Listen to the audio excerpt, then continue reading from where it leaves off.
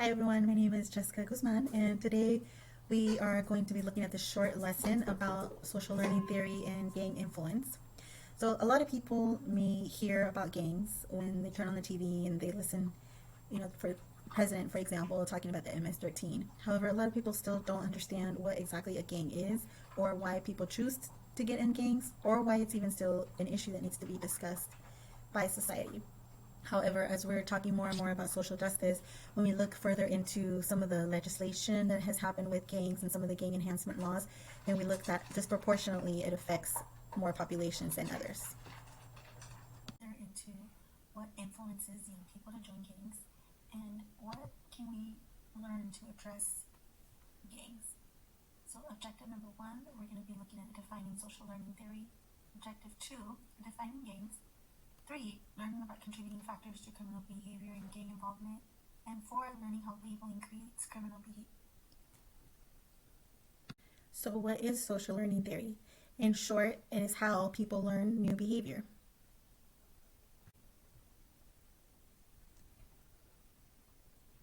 When Bandura conducted his experiment with Bobo the Clown, he observed that children who witnessed adults hitting Bobo the Clown were more likely to do so. So findings based on his observation became known as the social learning theory movement, demonstrating that learning can occur through imitation and social modeling. Albert Bandura added to the behaviorist learning theories of classical conditioning and operant conditioning. More importantly, he found that people learn through observation, that behavior is self-directed and internal, and that behaviors achieve outcomes.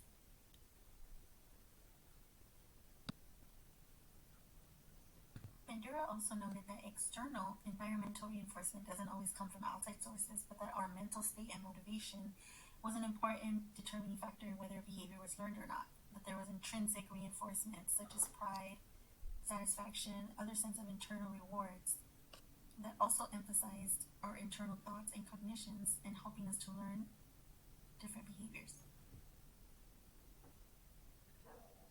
Also noted that in the city of Los Angeles alone, there are about 45,000 gang members.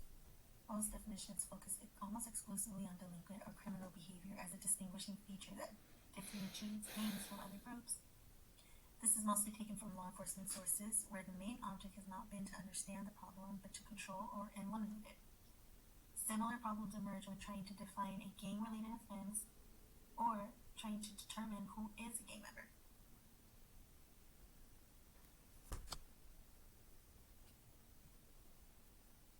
Is that there is not one definition of what a gang or gang member is. George Gascon, now voted in as a new Los Angeles County District Attorney, has said that he would refuse to charge gang enhancements in Los Angeles. He then proceeded to justify his position, stating, I started looking at status enhancements that are based not on what you are doing at the moment that you are being charged with, but enhancements that are consequences of your prior behavior or alleged behavior, and gangs are one of them.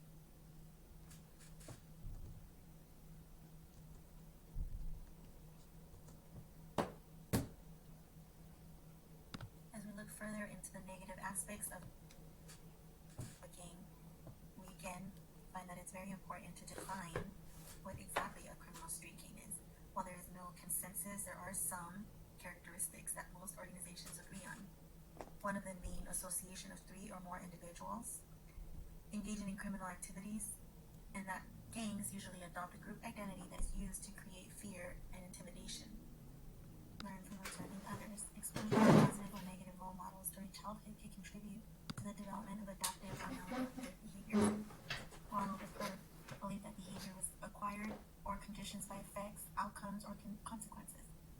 In the same way, when you look at a young person's experience in gangs, behaviors are both rewarded or punished depending on what that particular gang values. Bandura recognized that humans are agents of self-development who can adapt and self-regulate to achieve a desired outcome. And going back to previous slides, we've talked about gangs, and gangs reinforce behavior through punishment and reward.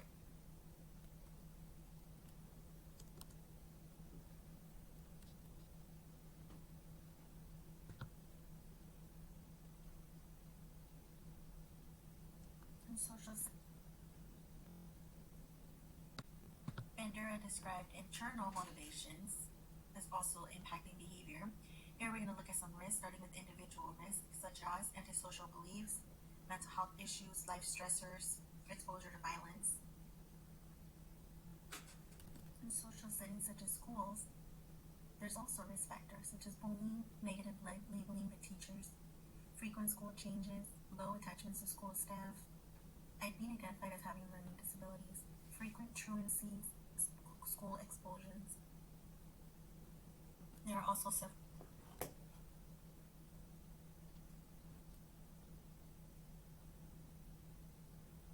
There are also several family risks such as abusive parents, low socioeconomic status, poor parental supervision,